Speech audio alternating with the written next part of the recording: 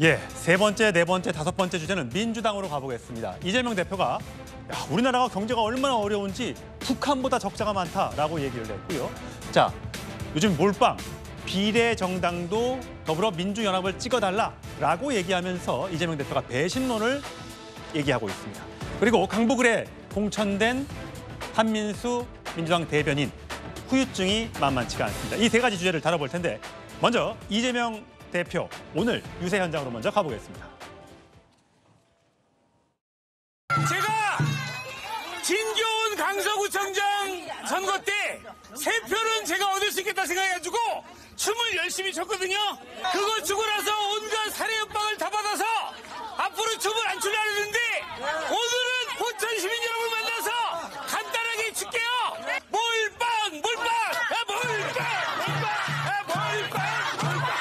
비례 24번 서승만이었습니다. 24번까지 당선시켜야죠. 제가 오는 길에 하나로마트 가가지고 진짜 대파 얼마 하나 한번 사봤어요. 한번 줘보세요. 이게 3,900원이죠. 대통령이 가서 살 때는 875원이라니까 혹시 야당 대표가 가면 한 900원 정도에는 팔지 않을까 했더니 3,900원이었어요. 지금의 물가가 이렇게 폭등하는 이유가 뭐냐. 여러 가지 원인이 있죠. 수출이 안 됩니다. 수입이 엄청 늘어났지 않습니까? 적자가 전 세계 200위 규모로 우리가 떨어졌다고 해요. 1년 몇 개월 만에 북한보다 적자가 더 많이 난 나라가 됐어요. 예, 김영준 의원님. 네. 우리나라와 북한의 경제 규모는 비교할 수가 없을 겁니다. 한 600배 차이가 나는 걸로 알고 있는데 그렇습니다. 6.25 사변 이후에는 엄청나게 점점 더 벌어지고 있는데 예. 적자가 저건 팩트 체크를 좀 해봐야겠습니다만 적자가 지금 북한의 경제가 계속 내리막길을 하는데도 불구하고 계속 미사일 연습 시험을 하고 있지 않습니까? 네. 우리가 생각하는 건 좀 다른데 어떻게 우리가 북한보다 못 살게 됐냐 이런 뉘앙스가 들려요. 사실 우리나라 적자가 만약 난다 그러면 그 북한의 무역 총액보다 많이 날 겁니다. 그렇겠죠. 예. 규모가 우리는 1조 4,150억 정도 되는 무역 총액이고 달러입니다. 그러니까 달러고. 이게 하면 예. 2,000조가 될 텐데요. 그렇습니다. 예. 북한은 불과 15억 9천만 달러에 불과한데 예. 그런 것을 산술 비교한다는 것도 적절하지 않고요. 무역 규모에 있어서도. 그리고 적자를 단순히 나쁘게만 볼 것도 아니거든요. 실제적으로 새로운 생산을 하기 위해서 말하자면 결과가 나오기 전에 수입하는 양이 많아서 적자로 잡히는 경우도 있기 때문에 그렇습니다. 그러나 어찌됐든 간에 최근에 들어와서 우리나라의 수출에 약간의 어떤 문제가 있다. 예. 그런 걸 강조하는 과정에서 저런 얘기를 하지 않았느냐. 예. 물가가 안 좋다. 수출길이 막히고 있다. 결국 윤석열 정부가 외교 통상을 잘 못하고 있다. 예. 그렇진 하지만 그래도 북한하고 비교해서 얘기하는 것은 말하자면 야당 대표로서의 좀 그 격에는 안 맞다 저는 그렇습니다. 예, 최 변호사님. 얼마 전에 그 테슬라의 일론 머스크가 자기의 트위터에 사진을 하나 올렸습니다. 예. 남북이 있는 밤에 찍은 사진. 남쪽은 빛으로 가득하고 북한은 어둠으로 가득한 걸 하면서 미친 아이디어. 한 지역을 공산주의와 자본주의로 나눠서 70년이 지나면 바로 이런 모습이다라고 하면서 대한민국을 비춰준 적이 있습니다. 예. 그렇다고 하면은 지금 이재명의 민주당은 지금 북한을 추종합니까? 북한의 공산주의로 가야 됩니까? 이것이 지금의 어떤 빛바랜 색깔론이 아니고 현재 있는 것인데 어떻게 지금 그 대한민국 선거를 하면서 북한과 남한의 경제력을 비교한다? 이거는 거의 현재의 상식에 어긋나는 것 아니겠습니까? 예. 북한보다 잘 살아야 되는데 최근에 경제 상황이 이렇게 안 좋으니까 이재명 대표는 정부 여당의 실정을 공격하는 포인트로 이 경제 실정을 문제 삼고 있는 것 같습니다. 자, 이재명 대표 요즘에 공격 포인트가 좀 많은 것 같습니다. 자, 그러다 보니까 외교 문제를 이렇게 지적하고 있는데 그 목소리 한번 들어보시죠. 중국 사람들이 한국 싫다고 한국 물건을 사질 않습니다. 왜 중국을 집적거려요? 그냥 쎄쎄. 대만에도 쎄쎄.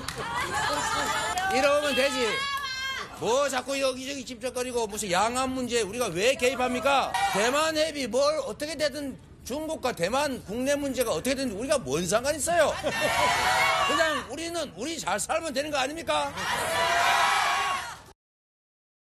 예, 이민찬 대변인. 당연히 우리가 잘 살아야죠. 하지만 쉐. 그러면 국제사회에서 우리 목소리는 내지 말고 그냥 가만히 있으면 된다라는 뜻인가요? 이재명 대표의 저런 화법에 대해서는 국민들이 평가를 할 것이라고 생각을 합니다. 제가 이번 이재명 대표의 저 발언이 저는 아주 국민들께서 이 선거의 의미를 다시 한번 되새기는 아주 좋은 계기가 됐다고 저는 봐요. 왜냐하면 선거라는 것은 결국 본질은 민생을 어떻게 챙길 것이냐를 두고 승부를 겨루는 것입니다. 민생을 챙겨야 하는데 우리 대한민국처럼 외교 대외 의존도가 높은 나라는 외교가 큰 한 축을 담당을 합니다. 그렇다면 외교 정책을 앞으로 어떻게 가져갈 것인가? 이 부분이 국민들께서 투표를 하시는 중요한 지표가 될 것이라고 저는 생각을 하고 있는데요. 지금 우리 글로벌 공급망이 재편되고 있어요. 미중 패권 전쟁이 이루어지고 있습니다. 네. 이런 상황에서 과연 쎄쎄만 한다고 대한민국의 국익을 챙길 수 있겠습니까? 그럼 미국에 가서도 쎄쎄만 할 거예요? 그렇다면 미국과 중국의 이 양쪽에서 들어오는 이 요구를 어떻게 할 것입니까? 이 부분은 과거에 노무현 정부, 문재인 정부에서도 여러 한 번 더 운전자론, 균형 외교 이런 부분을 통해서 여러 시도를 했지만 그렇게 성과를 이루지 못했습니다. 그렇기 때문에 외교 정책이 변해왔고 지금 이 글로벌한 상황에 맞춰서 윤석열 정부가 같이 외교를 하고 있는 겁니다. 저는 이재명 대표의 이런 발언은 결국에는 국민들께서 어떻게 먹고 사는 문제를 챙길 것인지 외교 관계를 어떻게 가져갈 것인지 이 부분을 두고 판단하는 하나의 척도를 제시했다. 저는 이렇게 봅니다. 예. 자, 어제 이재명 대표의 이 발언에 대해 한동훈 비대위원장 바로 이렇게 반격했습니다. 들어보시죠. 이재명 대표가 양안 관계 어떻게 되든 상관없다고 얘기했는데 그게 도대체 뭐 하는 소리입니까? 세계 질서 속에서의 정의의 편에 쓰지 않는 나라가 어떻게 발전할 수 있습니까? 윤석열 정부는 외교적으로도 필요한 목소리를 내는 사람들입니다. 중국에 끌려가지도 않는 사람들입니다. 오로지 대한민국의 국익만을 생각하는 외교 정책을 하는 정치 세력입니다. 예. 왜 중국에 집적거린다는 발언 자체에 대해서 국민의힘 지지자들은 굉장히 불만을 나타내고 있는 것 같고요. 어쨌든 윤석열 정부는 중국에 끌려가지 않는 사람들이다. 원희룡 지금 개항을에 나가서 이재명 대표와 붙고 있는 개항을 원희룡 후보는 이미 중국 대사 앞에서 쎄쎄하셨는지 모르겠지만 우리는 그렇게 못해. 자, 이 발언이 어떤 의미냐 하면 과거에 이재명 대표가 싱하이밍 주한 중국 대사를 만나서 이렇게 얘기했던 적이 있었죠. 그 목소리도 듣고 오시죠. 정말 반갑습니다. 반갑습니다. 최근에 경제 문제와 관련해서 우리 대한민국과 중국의 이 경제 관계가 곤란에 봉착하고 있다는 말씀을 드리고 싶습니다. 현재 중한 관계가 많은 어려움을 부딪혔습니다. 솔직히 그 책임은 중국에 있지 않습니다. 미국이 전략으로 중국을 압박하는 상황 속에서 일가에서 미국이 승리할 것이고 중국이 패배할 것이라는 그런 베이팅이 하고 있는 것 같습니다. 분명히 잘못된 판단입니다. 예, 장 부위원장님. 네. 이재명 대표가 과거에 이제 싱하이밍 대사와 만나서 했던 발언까지 듣고 오셨는데 당연히 이재명 대표 입장에서는 국익이 우선이고 다른 나라에서 끌려갈 게 아니고 또 괜히 섣불리 목소리를 냈다가 우리가 혹시 불이익을 받을 수도 있으니까 철저히 외교 문제에 있어서는 우리 중심적으로 생각해야 된다. 대만 문제나 중국 문제에 대해서 우리가 끼어들 필요 없다. 네. 그렇게 따지면 러시아나 우크라이나 전쟁에 대해서도 우리 목소리를 낼 필요가 없는 것 아니냐. 이제 이런 생각으로 들리면 우리는 가운데 여러 열강들 사이의 틈바구니 속에 있는 우리나라는 그럼 과연 가만히 숨지기고 있으면 되는 것인가라는 것에 대한 일부의 반론이 있는 것 같아요. 대한민국의 지정학적 특수성도 생각해야 되겠지만요. 외교 영역에서는 전략적인 모호성이라는 건 비단 우리 대한민국만 취하고 있는 전략은 아니지 않습니까? 왜냐하면 외교 전략이 지나치게 선명하면 이 부분을 일방의 한 국가를 적으로 돌리면서 경제에 여파를 미치고 여러 부분들에 문제가 생기기 때문입니다. 윤석열 대통령 양안 문제에 대해서도 굉장히 선명한 입장 견지하신 적이 있죠. 그 부분이 대한민국의 국익에 과연 부합이 되는 것이었는지 좀 묻고 있는 것이라 것이라는 생각이 듭니다.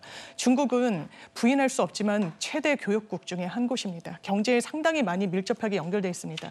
전략적으로 관리해야 될 필요가 있는 나라입니다. 한동훈 비대위원장의 발언도 부적절한 게 정의의 편에 서겠다고 하는데 외교 단계에서 그렇다면 누가 정의입니까? 대만이 정의고 그럼 중국은 마치 부정의처럼 이렇게 읽히는 발언을 공당의 대표가 하는 게 국익에 도움이 됩니까? 그렇기 때문에 이 부분에 대한 문제를 지적하는 것이라고 생각합니다. 예, 참 외교라는 게 참 어렵습니다.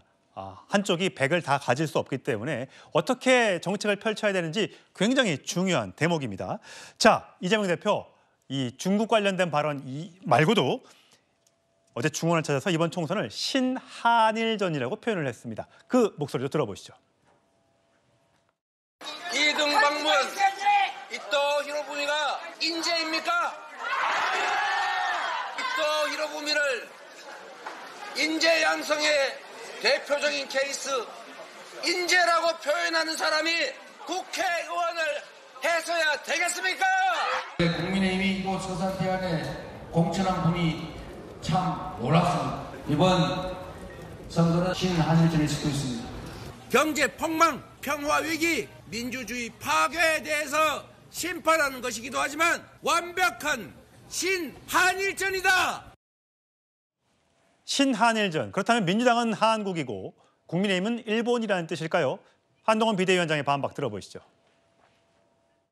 이재명 대표가 서산에서 이번 총선이 한일전 이런 얘기를 한 거를 들었습니다. 서해 수호의 날에 북한에 대한 얘기 이런 얘기 하나도 없이 일본 얘기하는 것 자체가 너무 이재명 대표답고요.